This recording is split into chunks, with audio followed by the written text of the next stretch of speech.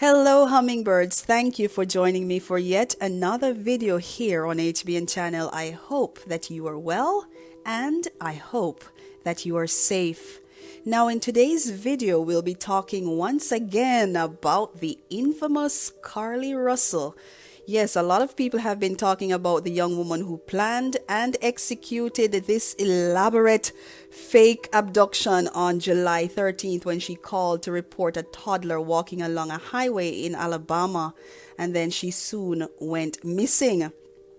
Now, in a press conference which took place on July 24th, that's earlier this week, it was made known that there was no abduction, there was no toddler walking on the side of the road. And of course, the entire thing was a hoax, and she pretty much cried wolf. Now, in the most recent development, which took place on the 28th of July, that was yesterday, in a press conference, the police announced that Carlee would face 2 misdemeanor charges. Now, for me, I think Carlee is one lucky girl because essentially she'll be getting away with a crime, or should I say crimes. She made a false report, she faked an abduction, and of course, faking this abduction cost a lot of money to search for her, and don't even mention the time and the effort that was put in by volunteers.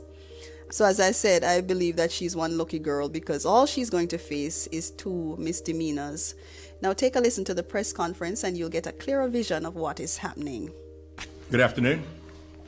Earlier today, Hoover police detectives obtained warrants for the arrest of Carlee Russell through the Hoover Municipal Court for her actions related to faking her kidnapping and subsequently making false statements to detectives as they investigated this case. Her decisions that night created panic and alarm for the citizens of our city and even across the nation as the concern grew that a kidnapper was on the loose using a small child as bait. Numerous law enforcement agencies, both local and federal, began working tirelessly not only to bring Carlee home to her family, but locate a kidnapper that we know now never existed. Many private citizens volunteered their time and energy into looking for a potential kidnapping victim that we know now was never in any danger. This story opened wounds for families whose loved ones really were victims of kidnappings, some of which even helped organize searches in hopes they could find Carlee's alive so her family would not experience the pain and suffering that they felt when their loved ones never returned home. As we know, actions can have consequences, and that's why we're here today.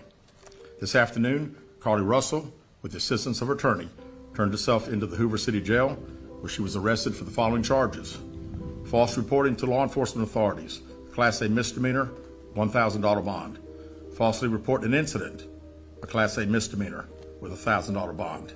Each of these charges carry up to a year in jail and potential fine of $6,000 upon conviction.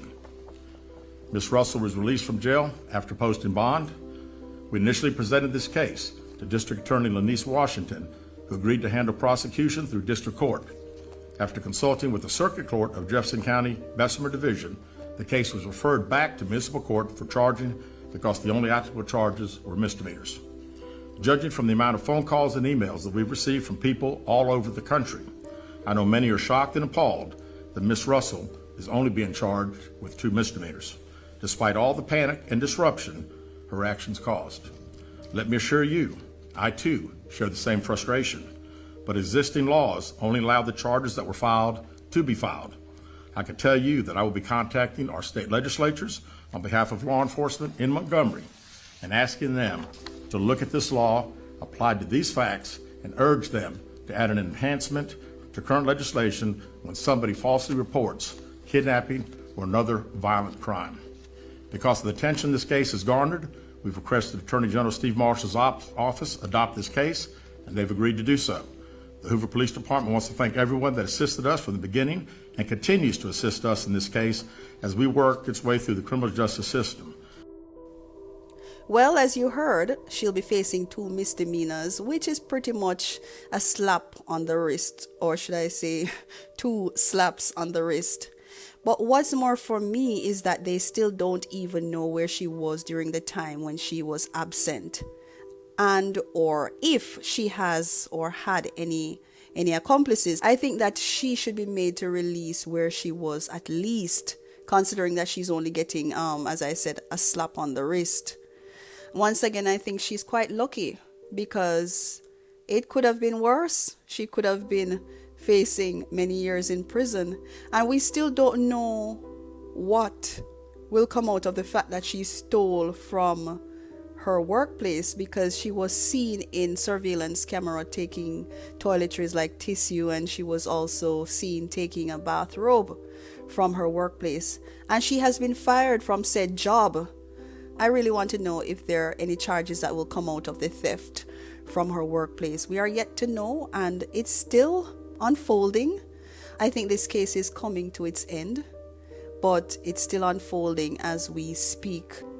Hummingbirds, tell me, what are you thinking? What are your views about this case? I want to know. Leave it in the comment section. Let's talk about it there.